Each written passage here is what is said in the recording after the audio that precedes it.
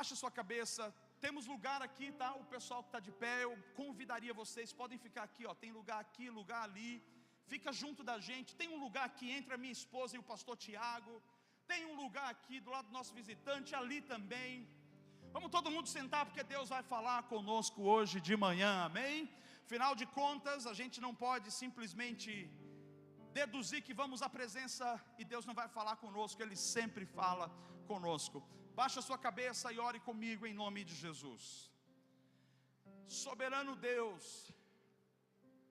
nós te agradecemos por essa manhã. Agradecemos pela obra do Teu Espírito que dia após dia aviva e renova em nós o Teu mover e o Teu fluir. E eu oro nessa manhã que o Senhor continue entrando profundo em nosso ser, nos ensinando a Tua palavra e nos ajudando em nome de Jesus a estarmos cada vez mais preparados para nos encontrar contigo na eternidade. Exatamente, Espírito Santo, prepara a Tua noiva. Alguns estão vivos hoje, tem tempo de ser preparados. Outros gostariam de estar vivos, mas não tem mais tempo porque já morreram. Senhor, nos deixa aproveitar cada minuto para sermos preparados, porque um dia vamos nos encontrar contigo. Prepare-nos para nos encontrar com o Senhor da glória. Prepare as nossas vestes espirituais, Senhor.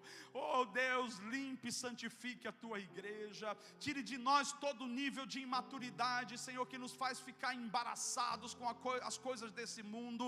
Nos ajude, Senhor. Nos ajude a crescer e a ser semelhante a Jesus em todas as coisas. Semelhantes a Jesus em todas as coisas. Amém. Você pode dizer um amém?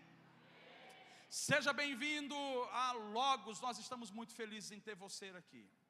E um dos nossos objetivos como igreja, é garantir que você vai receber um alimento sólido. Garantir que você vai receber não apenas um alimento conceitual, mas um alimento bíblico. Tem muito alimento bom aí fora, mas às vezes se torna muito conceito, muito baseado em experiência humana. Nós queremos mostrar para você que a palavra de Deus, ela é viva e ela é poderosa. E é sobre essa palavra que nós falamos, prezamos, e é sobre essa palavra que nós andamos e nos movemos nessa igreja, para que o reino de Deus avance. Eu quero dizer para você que nós continuamos com a nossa série, e é Descomplicando a Vida Cristã. A vida cristã não é complicada, a vida cristã é simples e ela é prática. Somos nós que complicamos a vida cristã. E como continuidade dessa série, semana passada eu falei sobre a casa de Deus, e eu quero continuar com o tema da casa de Deus. Apenas lembrando a você que existem duas casas que nós podemos caracterizar onde Deus habita. Uma é o indivíduo, é no individual. Deus habita em você, Bruna. Deus habita em você, Anne. Deus habita em você, Bárbara. Deus habita em nós individualmente. Nós somos casa de Deus. Você pode dizer, eu sou casa de Deus? Exato, Deus ama habitar em você. Mas a outra casa que nós vemos nas Escrituras, que é casa de Deus, é o que a gente chama da casa coletiva. É a igreja, é o corpo de Cristo, é a noiva do Senhor. É quando nós estamos juntos. Deus habita na igreja. Isso nos leva a entender que nós não somos igreja quando andamos só. Nós não somos igreja quando somos independentes e fazemos a nossa coisa sozinho. Igreja precisa de unidade, precisa de membros, precisa de corpo. E igreja é quando nós estamos andando com pessoas. Então, como indivíduo eu sou a casa, como coletividade eu sou a igreja, onde Deus também habita através de mim e de você. Um detalhe que eu quero trazer, relembrando também o que eu falei da última vez, é que toda casa, ela vai ter três elementos. O primeiro elemento é o governo. Fala comigo, governo. Segundo elemento, rotina. Fala, rotina. E o terceiro elemento, propósito. Repete comigo, propósito. E eu estou pedindo para você repetir, porque é didático, para que você entenda. Toda casa seja uma casa natural, material, isso é a casa que você mora, ela vai ter governo, rotina e propósito. Seja essa casa aqui, que somos a casa de Deus, governo, rotina e propósito. E essa casa aqui, que é a nossa casa, a igreja, ela vai ter governo, rotina e propósito. Agora, entrando já no tema de hoje, falando ainda sobre a casa de Deus, em cima desses três elementos, governo, rotina e propósito, há uma dinâmica, há uma ação, há um trabalhar que acontece. E em toda casa saudável, essa rotina do governo, esse elemento do governo, da rotina e do propósito, toda casa saudável vai acontecer entre duas etapas centrais. Vou te explicar com detalhe. Primeiro, onde acontece esse mover do governo, da rotina e do propósito? Dentro de uma casa. Como que é uma casa? Uma casa tem, primeiro, um alicerce. Nós estamos em cima de um alicerce, o que a gente chama de fundação. O que é a fundação? Onde se investe muito material, muito concreto. Quem constrói casa sabe que a maior parte do recurso que você investe na sua obra vai para o alicerce, vai para o concreto. Então todos nós temos uma casa, e a nossa casa só é possível porque ela tem uma fundação. E entre a fundação e a outra coisa, que é a cobertura.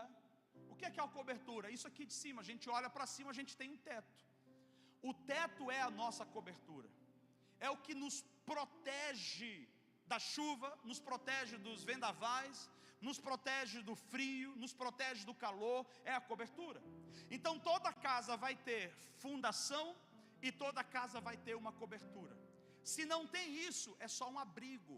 Um abrigo que você pega uma caixa, coloca na cabeça e depois, quando passa o sol, você deixa. Isso é um abrigo. Casa tem que ter fundação e tem que ter cobertura, tem que ter teto. E dentro de uma casa, entre a fundação e a cobertura, acontece essa dinâmica que nós chamamos de governo, rotina e propósito. Deixa eu tentar te explicar um detalhe. A fundação, isso que a gente está em cima agora, é o que nós chamamos de estabilidade e prosperidade. Toda estabilidade, toda firmeza, todo equilíbrio vem por causa da fundação de onde nós estamos. Nós não estamos balançando aqui de um lado para o outro como acontece em cima de um barco.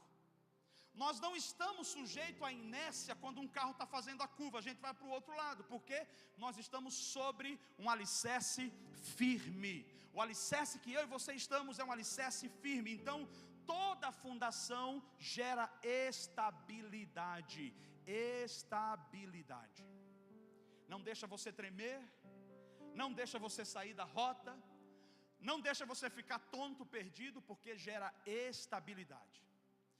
Agora, também a fundação gera prosperidade, porque é em cima da fundação, em cima da minha estabilidade, que eu prospero. É por isso que a palavra fala em Tiago que o homem inconstante em tudo que ele faz, ele não consegue alcançar êxito. A inconstância é o oposto da estabilidade. O homem que hoje pensa ser de Deus e amanhã diz, será que Deus é real? É um homem inconstante nos seus pensamentos. O homem que assume um compromisso hoje, mas amanhã ele diz, eu acho que Deus falou uma outra coisa comigo, é um homem inconstante.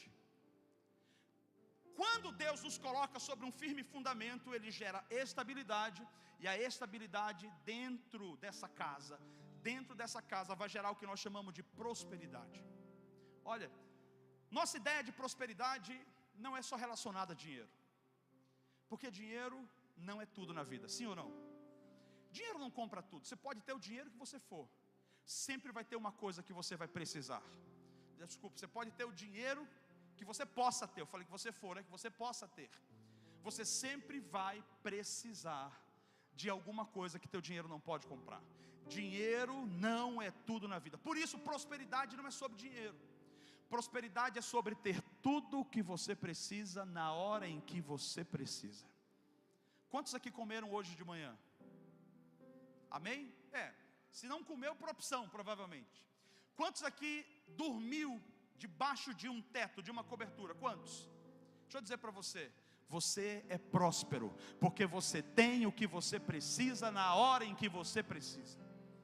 A prosperidade se multiplica, sim, à medida que vamos sendo estáveis, à medida que estamos firmados numa fundação firme, nós ficamos mais estabilizados e por isso nós ficamos ainda mais prósperos em todas as áreas, e isso inclui finanças. Então vamos lá, isso é a fundação, estabilidade que leva à prosperidade. E a cobertura, aquilo que nos cobre, o que isso significa? Cobertura fala sobre proteção e fala sobre segurança. Quando nós estamos debaixo de uma cobertura, nós estamos protegidos, nós estamos seguros. A proteção é o que me garante agora o livramento. A segurança é o que me garante a fé, é o que me garante a esperança, é o que me garante permanecer. Toda cobertura de uma casa vai significar proteção e segurança. Quero que você pense comigo hoje. Eu quero ser extremamente pastoral com você. E hoje nós vamos descer alguns níveis mais profundos para poder ensinar alguns pontos sobre a casa de Deus. E como a gente pode zelar por essa casa. E como a gente pode ser uma casa agradável para Deus e agradável para os outros. Fundação. A minha primeira pergunta para você é: se fundação é a sua fé, aqui é a sua fé. Sabemos que a nossa fé é Cristo, é o próprio Cristo.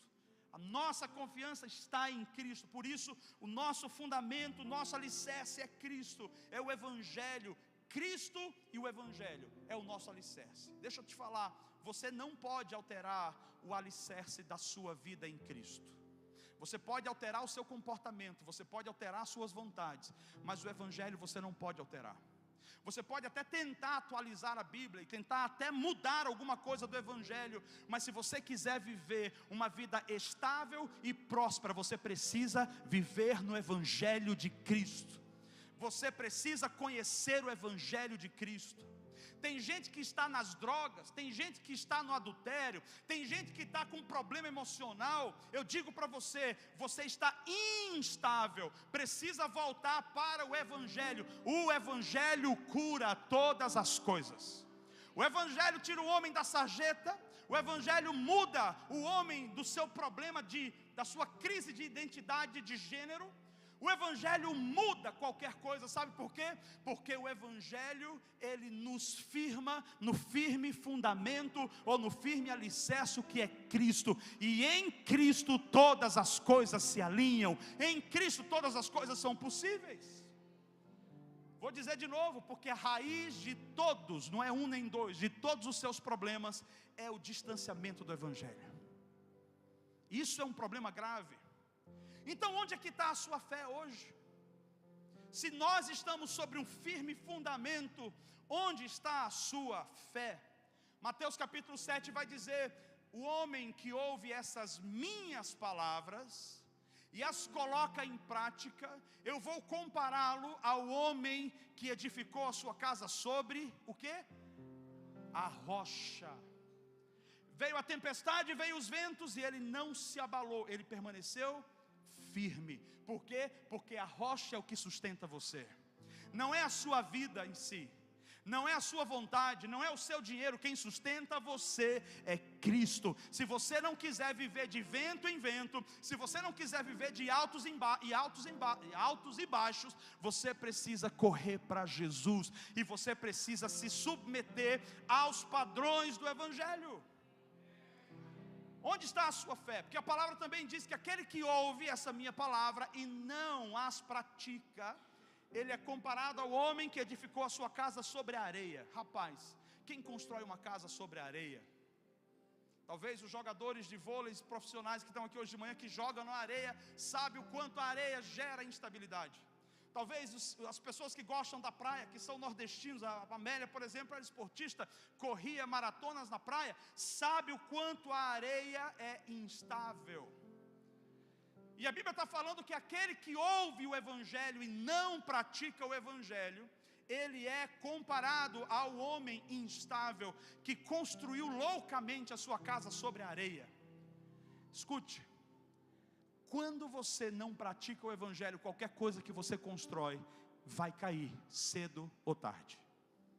Uma família sem o Evangelho vai cair. Um projeto sem o Evangelho vai cair. Um sonho sem o Evangelho vai cair. Não existe estabilidade fora de Cristo. Igreja, não existe estabilidade fora de Cristo. Onde está a sua fé nessa manhã? É importante que a gente entenda que se nós estamos sobre esse firme fundamento, já deu tudo certo. Se nós estamos sobre esse firme fundamento, não importa o que venha pela frente, pode vir tempestade, pode vir furacão, nós não seremos abalados, nós não seremos movidos. Por quê? Porque nós estamos sobre a rocha. Quem está sobre a rocha aqui nessa manhã? Aleluia! Uma outra questão agora é a cobertura, porque estar sobre a rocha vai me gerar essa estabilidade, mas a cobertura vai me gerar a proteção. A sua cobertura, de fato, é a paternidade de Deus. E é uma das crises que a maioria de nós temos aqui. Paternidade de Deus. Olha, muita gente assimila a paternidade apenas ao amor. E quando eu digo amor, apenas ao ambiente do afago, apenas ao ambiente do colocar no colo, apenas o ambiente em dar um beijo. Isso é amor, obviamente que é amor. Mas a paternidade de Deus, ela não é só esse amor. Ela é o amor que nos alinha. Ele nos ama tanto que Ele não quer ver você perdido. Ele te ama tanto que Ele não quer você indo para o inferno. Ele te ama tanto que Ele te disciplina para você não se perder na vida. Então cobertura é proteção, e essa cobertura é a paternidade de Deus. A maioria das pessoas aqui vieram de casas, de lares, de pais separados. A maioria talvez veio de uma casa onde o pai inverteu o papel com a mãe precisou ser o pai e o pai precisou ser a mãe. Então, inversão de valores. Isso tudo gera problema na nossa maneira de ser e de viver. Isso gera problema na nossa maneira de nos relacionar com Deus, que é a nossa cobertura, que é a nossa proteção. E se a gente não consegue confiar nele, que é a nossa cobertura, em quem a gente vai confiar? Vamos confiar na força do nosso braço? Eu trabalho, por isso eu tenho. Mentira, você trabalha e tem por causa da graça e da bondade e da fidelidade de Deus. Mas cuidado para não confiar nas coisas, cuidado para não confiar na força do seu braço, cuidado para não colocar a sua confiança em pessoas acima de Deus, porque Deus é a sua cobertura. No entanto, Ele quer ser o seu pai. Ele quer dizer para você com clareza: eu sou o seu pai. Quando falamos dessa paternidade, estamos falando de quê? Que Ele é esse amor que você precisa, mas Ele é também a disciplina e a projeção. Se a gente vier para cá e a gente pregar todo domingo e deixar você ficar o tempo todo muito confortável, é mais rápido para a igreja encher. Se a gente tiver uma palavra onde a gente está falando humanisticamente, dizendo: escute aqui, você é o cara, você é a pessoa quem determina, você, e a gente começar a pregar sobre você, a igreja enche em um ano o que não encheu em 10 anos. Sabe por quê? Porque nós estamos em busca de ser o próprio governo da nossa vida. Nós queremos ter as chaves e o controle da nossa própria vida. Então qualquer tipo de mensagem, de pregação que nos traga uma contrapartida de responsabilidade, não, eu creio num Deus diferente.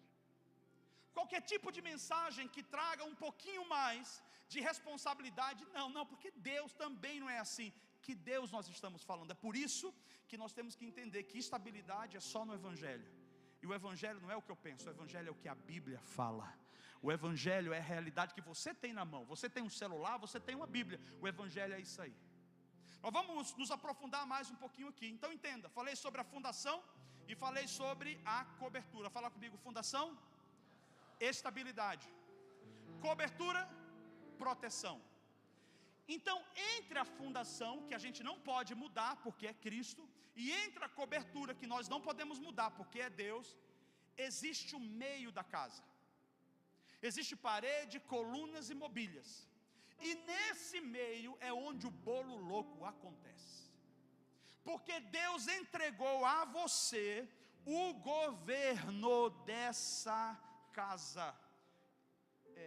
Dá uma ligadinha ali que eu acho que vai cair minha bateria porque não está ligado, tá? Deus entregou a você o governo dessa casa. Alguns de nós, os mais religiosos, vão dizer: não, pastor, na minha casa quem manda é Deus. Eu vou dizer amém. Mas a gente sabe que Deus comanda e coordena, não quando você diz que Ele comanda e coordena.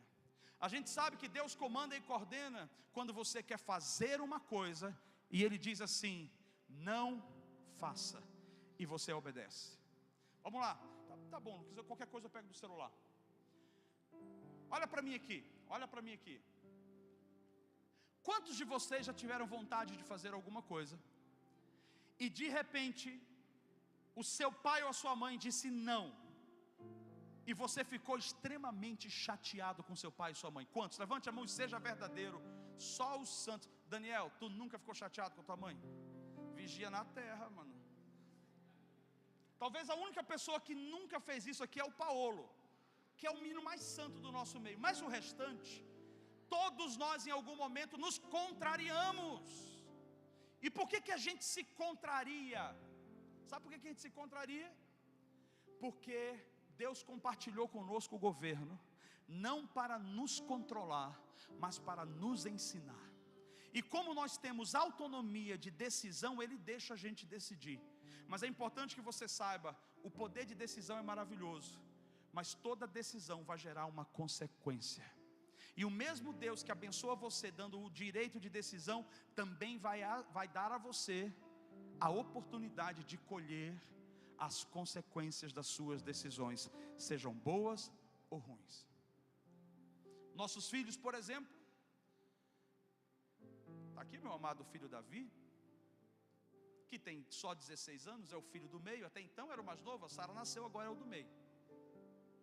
E o Davi, por ser extremamente questionador, o que não é nenhum problema para nós, na maioria das vezes ele não quer fazer o que a gente quer que ele faça.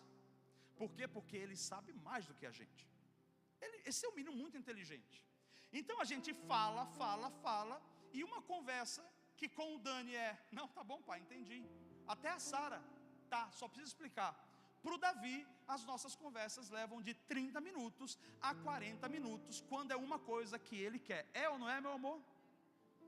A ponto de muitas vezes encher tanto a nossa paciência, que a gente diz: tá, vai. Aí ele fala: não, mas também assim eu não vou. Por quê? Porque ele sabe que na ausência da bênção está implícito uma coisa chamada maldição. Mas pastor, você está amaldiçoando seu filho? Eu não. A desobediência do indivíduo amaldiçoa. Então veja, o que eu quero trazer para você é o seguinte: você não pode dizer que você está 100% submisso ao governo de Deus, até o momento que Deus te peça o teu Isaac. Você não pode dizer que você está totalmente submisso ao governo de Deus, até o momento que Ele diga: não, eu quero que você faça isso, mas agora não. Mas quando, Senhor? Não vou te dizer agora, aguarda. Meu Deus, para um adolescente, quando a gente fala agora não, está querendo um celular. Eu falo dos nossos filhos aqui porque a gente lida abertamente em casa. Está querendo um celular. Tá bom, pai, preciso de um celular. Ótimo, vamos pensar. Pai, eu já consegui, tal pessoa da igreja está vendendo. Calma, eu não vou comprar, não tenho dinheiro para isso. Mas pai, e se eu vender isso? Tá, se você vender, tá, mas quer vender e já quer que a gente dê o passo hoje, porque ele precisa hoje. Não, a gente vai ver amanhã. Não, pai, tem que ser hoje. Hoje não, a gente vai ver amanhã. Ou ver depois de amanhã. Esse processo da espera é muito difícil, para quem não confia na cobertura que tem. Porque a palavra é muito clara quando diz que Deus é perfeito em tudo, e que tem tempo para tudo debaixo dos céus. A Bíblia diz que todas as coisas cooperam para o bem daqueles que amam a Deus e são chamados segundo o seu propósito. Por que eu vou ficar desesperado? Porque existe um governo aqui dentro que quer tomar as rédeas. Para a gente continuar, eu preciso dizer para você: estabilidade e prosperidade e segurança só existe debaixo do governo de Deus, que é a fundação Cristo e a cobertura, o próprio Deus manifesto e governando a sua vida. Não existe estabilidade e não existe segurança em outro lugar. Agora, nesse meio, acontece essa dinâmica. E quem que governa dentro? Eu governo. Como é que você governa dentro? Os homens acham que governam. Paulo, esses dias eu falei: Paulo, você pode, a Amélia libera você. Claro, pastor. E aí ele foi falar com a Amélia, eu vendo a conversa dele com a Amélia, mas muda, porque aquele machão, claro, pastor, eu estou indo lá e a gente vai fazer isso. Meu amor, eu queria dizer para você, mas assim, se você tiver, digo, olha como funcionam as coisas. Enfim, quem manda na sua casa? Quem manda na sua vida? Quem governa você? Ninguém altera o alicerce. Cristo governa a igreja. O alicerce da nossa vida central é Cristo. Ele é a nossa cobertura, é o nosso governo. Mas quem toma as decisões em casa? Não sei se sua esposa está aí do lado. Pergunta para ela ou para ele: será Jô que toma as decisões em casa? Não diga que é você, pergunte se é você, porque aí de repente, para não dar atrito agora. Mas deixa eu explicar. Nesse processo, nesse meio, entre a fundação e a cobertura, eu quero que você considere comigo coração. É o teu coração que governa. E por que eu digo que é o seu coração? Porque a palavra nos revela isso. A palavra nos mostra que o coração é extremamente importante. E se o nosso coração não estiver bem tratado, as coisas não vão bem dentro da nossa casa. E eu quero trazer a sua realidade para o que a Bíblia fala acerca desse conceito que é o coração. Aqui no nosso hemisfério, que a gente chama de Ocidente, coração está muito relacionado à emoção, principalmente na América do Sul. Como a gente lida com muitos estrangeiros e muitos americanos é claro e direto na palavra. Então, por exemplo, e aí, vocês gostaram? It's okay. Se ele falar it's okay, é porque é it's okay, e não fique falando porque já foi it's okay.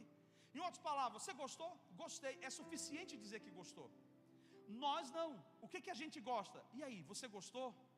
Se o outro falar, já machucou a gente. Poxa vida, eu dei tanto tempo, eu dei tanto esforço, eu passei 7 horas, eu fiz não sei o que. Então como que a gente fica feliz quando alguém fala que gostou? Você gostou? Meu Deus do céu, cara, eu nunca vi nada igual, eu amei esse negócio, eu quero de novo. Aí a gente sabe que o indivíduo gostou. Por quê? Porque nós somos emotivos. Aqui na América do Sul, nós somos muito emotivos. É bom e ruim. Por que é ruim? Porque também nós somos cheios de mimimi. Nos alegramos por pouca coisa, mas nos entristecemos e nos frustramos também por pouca coisa. Se um não dá a mão para mim hoje, eu já fico angustiado e triste, coração doente. Se a pessoa não me ligou ontem, poxa, não gosta mais de mim, me esqueceu e agora? Já fica logo se sentindo rejeitado. Nosso coração é muito emotivo. E a pergunta é: quem governa a nossa casa? É o alicerce de Cristo ou são as nossas emoções? Quem protege a nossa casa? É a cobertura da paternidade de Deus ou são as nossas emoções? Aonde você está entregando o governo da sua casa? Vamos seguir. Para o oriental, coração não é isso que é para nós. Coração está muito mais relacionado à razão. Embora fale sobre alma, sobre pensamento e sentimento, está relacionado à força. O coração na mente mais oriental, no Oriente, está muito mais relacionado à minha consciência ou à minha razão que me fortalece. Um detalhe que é bem interessante é que a Bíblia aborda coração como razão também. Aborda o coração como pensamentos e aborda o coração como sentimentos. E no antigo hebraico, quando foi escrito lá atrás, a palavra coração ela era escrita por 2 letras. Eu vou te dar uma dica para você sair daqui aprendendo um pouquinho mais de hebraico hoje. O lamed e o beit. Então a gente vai fazer o seguinte: como que era o lamed e o beit? Se eu não estiver falando correto, por favor, os estudiosos aí, mande para nós depois uma atribuição para poder a gente melhorar, tá? Pague um curso. Vamos lá. Lamed, ele é formado por uma letra que é igual um cajado mesmo. E o beit, ele tem o formato de uma tenda, como se fosse uma casinha. O que a gente entende com isso, na formação essas 2 letras, formam a palavra coração, no conceito bíblico. Quando você vai ouvir sobre coração, você vai ver um cajado e uma tenda. O que isso passa para nós? Que cajado e tenda fala sobre o governo da casa. Cajado, governo, tenda, casa. O coração, ele deve sim governar a sua casa. Ele deve sim governar a sua vida. Mas em Gálatas capítulo 5, nós vemos que a palavra nos mostra que nós podemos estar envolvidos nas obras da carne, que é conduzida pelo coração. Prostituição, adultério, mentira, lascívia, fofoca e por aí vai. Vem pelo coração. Mas nós também podemos estar governando a nossa casa pelo fruto do Espírito: amor, paz, longanimidade, verdade, mansidão e por aí vai. Então a pergunta hoje é: como está o nosso coração para governar a nossa casa? Se a nossa casa está desgovernada, é porque o nosso coração está doente. E se o nosso coração estiver doente, a nossa igreja também estará doente. Porque um indivíduo é casa de Deus, mas para ser a igreja de Deus, que também é casa de Deus, ele precisa estar em unidade. E se ele está em unidade e ele é doente, aqui dentro ele está doente, ele vai gerar toda sorte de problema que ele já lida aqui dentro da nossa casa, dentro da nossa igreja, dentro das nossas vidas. Então deixa eu avançar para você aqui, porque dito isso, eu gostaria de falar que o maior problema entre o alicerce e a cobertura é o tipo de coração que eu escolhi ter. Se eu estou em Cristo, eu não decido mais pela minha vontade. Por exemplo, pastor, eu queria tanto que Deus me desse o dom de curar. E Deus falou: não é o dom de curar para você. Você pode orar e enfermos vão ser curados, mas o dom de curar não é para você. Pastor, mas eu queria tanto. Não é porque você simplesmente quer, não é porque você sente vontade, é porque Deus determina. Então, como igreja e como casa de Deus, para nossa casa ser estável, nós temos que deixar Ele governar o nosso coração. A Bíblia fala, e eu amo esse texto, que ela fala assim, ó. Deixa eu te passar esse versículo. Que do coração do homem flui saídas de vida, mas também saídas de morte. Provérbios 4:23. Sobre tudo que se deve guardar. O que a gente deve guardar acima de todas as coisas? O nosso coração. Por que a gente tem que guardar o nosso coração? Porque dele procedem as saídas de vida. Então, se o meu coração não estiver saudável, se o meu coração não estiver vivo, se o meu coração não estiver estável, a minha vida estará uma bagunça e a igreja estará uma bagunça. Mas o que faz o meu coração não estar estável? O que faz o meu coração estar doente? Uma coisa chamada independência. Qual é o problema da independência? É que a independência começou em Lúcifer. E por ter começado em Lúcifer, a independência gera uma coisa chamada rebelião. Muitos de nós temos nos rebelado contra a vontade soberana de Deus para as nossas vidas. Nós temos corrido da vontade de Deus, nós temos corrido dos propósitos de Deus e nós temos seguido o nosso coração. Sabe qual é o risco de ouvir o seu coração quando o coração não é submisso a Cristo? É que às vezes você pode estar ouvindo o diabo e atribuindo essa voz a Deus. Mas pastor, como eu sei que não é Deus falando e que não é o diabo? Como eu sei a diferença? É que tudo que Deus fala vai estar dentro do Evangelho. Baseia-se em amor e baseia-se em princípios. Tudo que o diabo fala gera divisão, contenda, quebra de relacionamento, isolamento. O diabo não gera vida, o diabo não agrega, o diabo separa. Quando eu digo separa, ele quer entrar com divórcio na sua casa. Quando eu digo separa, ele quer entrar com destruição na sua casa. Pastor, o que eu tenho que fazer então? Você precisa submeter o seu coração a Jesus. Se o nosso coração é o governo da casa, a minha pergunta é: como anda o seu coração nesse dia? Toda luta que você tem é para se submeter. Por quê? Porque o nosso grande desejo é ser independente. Quem aqui não tinha o sonho, quando era menor, de dizer: não vejo a hora de completar 18 anos? Quantos aqui tiveram esse sonho maravilhoso? E agora assim: se eu pudesse ter voltado, eu queria ficar até os 27 ainda. Todos nós queremos independência. Só que um crente, ele nunca será independente. Ele pode ser autônomo. Autonomia é uma coisa, independência é outra. Autonomia é ter o poder de decisão. Independência é fazer sem prestar contas. Independência é fazer por bateu na telha, eu vou fazer o que eu quero fazer. Escute, nessa casa aqui você pode fazer como você quiser e vai ter consequências de qualquer maneira. Mas nessa casa aqui nós temos que ter o cuidado, porque tem que ser 100% pelo Evangelho. Você já imaginou se a gente tivesse reunidos, como estamos reunidos, e se cada um tivesse uma vontade, um desejo e viesse trazer, como que a gente iria conseguir ser igreja? A igreja não acontece porque você precisa de mais abraço. A igreja não acontece porque você precisa de mais dinheiro. A igreja não acontece porque você precisa de mais amigos. A igreja acontece por causa de Cristo. E Cristo quer curar você para você dar mais abraço. Cristo quer curar você para você dar mais dinheiro. Cristo quer curar você para você ser amigo de quem não tem amigos.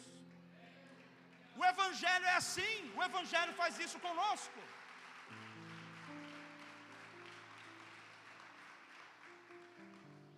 E se o Evangelho faz isso conosco, e o nosso problema é insubmissão, onde nasce a insubmissão? A insubmissão nasce de um desejo maligno de achar que cobertura é prisão e não segurança. Escute, isso aqui não é uma prisão. Quer sair, tem porta ali. Tem porta ali. Esse lugar tem duas portas para a gente entrar e sair a hora que a gente quiser. Mas isso aqui não é prisão. Isso aqui é segurança. Isso aqui protege a gente. O independente, e aí eu quero que você avalie quais são as áreas de independência no seu coração. O independente, quando ele recebe regras, quando ele recebe orientações, quando ele recebe pastoreio, quando ele tem líderes sobre ele, ele entra em surto. Por que ele entra em surto? Primeira coisa que ele aperta o modo anti-religiosidade. Ele diz assim: não, pastor, eu não posso me submeter a nada nem a ninguém, só a Deus. E a Bíblia fala que se você não consegue se submeter a um homem como autoridade espiritual, você também não consegue submeter a ninguém, nem a Deus. Cobertura é segurança. Quando você caminha com alguém, você se submete, isso é segurança. Sabe o que a Bíblia diz? Eu quero ler para você um texto bem interessante aqui, que fala justamente sobre isso. Deixa eu abrir aqui. Está acabando minha bateria. O texto que está em Hebreus. E esse texto em Hebreus, ele vai dizer o seguinte: o que adianta nós, Hebreus capítulo Hebreus 13, 17. Obedecei a vossos pastores, sujeitai-vos a eles, porque velam por vossas almas, como aqueles que hão dar conta delas, para que o façam com alegria e não gemendo, porque isso não vos seria útil. Esse texto é bíblico, está em Hebreus, inspirado por Deus. Ele está usando esse texto para dizer assim: olha, submeta-se, para que seja bom para alguém que vai te pastorear da melhor maneira possível, e que seja útil para você. A independência faz com que você não esteja em Cristo, por isso você não fica estável, você fica instável, com a sua casa sobre a areia. A independência faz com que você fuja da cobertura, achando que a cobertura está prendendo você, ao invés de entender que a cobertura está protegendo você, deixando você seguro. E pessoas que fogem disso, elas são um problema na sua própria casa. Elas têm problema de relacionamento em casa, ela tem problema com os filhos, ela tem problema nos negócios, não consegue permanecer, ela está o tempo todo quebrando briga, gerando briga, e ela está o tempo todo fugindo das coisas. Sabe por quê? Porque ela é independente. Pessoas independentes não conseguem viver em relacionamentos. Mas você não está aqui na Logos para continuar sendo independente, você está na Logos para crescer em depender de Deus e depender uns dos outros. Você não está aqui para ser controlado. Nós não somos uma igreja que controla, mas você está aqui para, através de um pastoreio sólido, de um direcionamento, você possa ter uma casa estável e você possa estar preparado para servir a Deus com excelência. Deus está perguntando e pedindo para você hoje: como está o seu coração? Mas também está dizendo: quem cuida do seu coração? É o Espírito Santo que cuida. Então tá bom, se o Espírito Santo cuida, como é que está a tua saúde emocional? Como estão os teus relacionamentos? Como é que está o teu serviço dentro da igreja? Veja, o coração pode levar você à desgraça. O coração pode arruinar tudo, as suas decisões erradas. Tem gente que toma uma decisão errada da noite para o dia, sem consultar ao Senhor e sem consultar aos seus líderes. Elas simplesmente dizem: tá bom, eu vou fazer isso, e elas fazem. Sabe o que isso está dizendo? Independência no coração. Coloque-se debaixo de pastoreio e de liderança. Mas pastor, se a pessoa for conduzir a minha vida para o lado errado, você tem a palavra. Se você estiver aqui na Logos, eu estiver te mandando fumar, beber, se prostituir, mentir, fofocar, meu irmão, chama a polícia para mim, me bote numa camisa de força e me interne, porque eu devo estar louco. Mas se eu estiver falando para você: pare de se prostituir, pare de chamar palavrão, pare de fazer isso, pare de fazer aquilo, e eu estiver te ajudando e não estiver confortável para você, diga assim: está doendo, está chato, mas esse é o meu lugar. Por quê? Porque é o Evangelho. Abra a Bíblia e leia a Bíblia. Tenha tempo com Deus para você conhecer o que é que Deus fala, o que é que Deus não fala, para você não estar querendo ir pelo seu coração, porque maldito e enganoso, desesperadamente corrupto é o coração do homem, quem o conhecerá?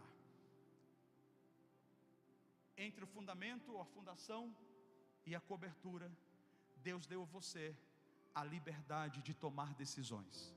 E hoje, como teu pastor, eu gostaria de dizer para você: nós queremos ver você crescer, e nós queremos ver você ter uma vida próspera e longa, uma vida abençoada.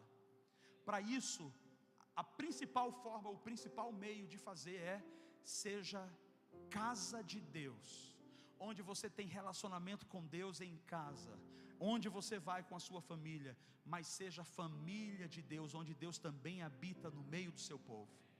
Só em estar aqui dentro você já está prestando contas, porque você vai estar aqui, final de semana você vai para o bar, você pega lá e bebe uma cerveja, 2 cervejas, ou seja lá o que você foi beber. Cara, quando você vier para cá, o irmão vai dizer assim: ô mano, eu vi você bebendo semana passada no lugar. Cara, isso não é lícito. Um cara do seu porte, uma mulher do seu porte, não faz isso, não é legal. Quando a gente está em igreja, quando a gente está em corpo, nós nós prestamos contas e somos responsabilizados. Então a gente se policia, a gente se alinha. Deus está dizendo: cuide do seu coração e encontre pessoas que possam saudavelmente e responsavelmente cuidar do seu coração. Todos nós temos um coração e todos nós precisamos que esse coração seja cuidado, senão ele vai levar a gente por todo vento de doutrina. Feche os seus olhos, eu quero orar com você. E eu quero pedir algo de Deus para você nessa manhã. Senhor, quebra toda a estrutura, quebra de nós toda a religiosidade nessa manhã, todo espírito independente. Tem pessoas aqui, Senhor, que perderam heranças que poderiam ter e bens que poderiam ter, porque não foram submissos aos pais, foram desobedientes aos pais, quebraram regras lá atrás relacionadas aos pais. Eu quero pedir, Senhor, nos perdoe hoje. Traga clareza para nós que a primeira manifestação de Deus para nós na terra não veio por um pastor, por um padre, veio pelos nossos pais. E se nós desobedecemos ou nos rebelamos, eu oro agora, nos perdoe em nome de Jesus. Pois a tua palavra diz que o primeiro mandamento com promessa é: ame ao teu pai, ou honre ao teu pai e à tua mãe, para que você viva longos dias de vida na terra. Eu oro, Senhor, que esse princípio seja reestabelecido a partir dos nossos lares naturais, materiais. Eu oro hoje que toda rebelião contra pai e mãe seja quebrada e destruída em nome de Jesus. Toda raiz de desonra e independência com os pais, Senhor, seja quebrado hoje em nome de Jesus. Restitui, Senhor, o relacionamento, se assim for possível, conforme a tua palavra diz. Une o coração dos pais aos filhos e o coração dos filhos aos pais, em nome de Jesus. Mas eu também quero orar, Senhor, pela nossa geração, porque temos uma geração, Senhor, tão flutuante, uma geração tão independente, e não é por outra coisa, é medo de entregar a chave na mão de alguém, é medo de ter que ouvir um não, é medo de ter que esperar quando gostaria de correr. Mas eu oro, Senhor, restaura a tua paternidade nessa igreja, em nome de Jesus. Restaura os princípios da tua paternidade, de submissão à tua vontade, de submissão à tua autoridade. Mas eu também oro, Senhor, por nós que somos pastores e líderes. Nos façam homens e mulheres a dar o exemplo para essa igreja, para esse rebanho. E eu sei que antes do Senhor tratar a nossa igreja, o Senhor trata primeiro a nossa liderança.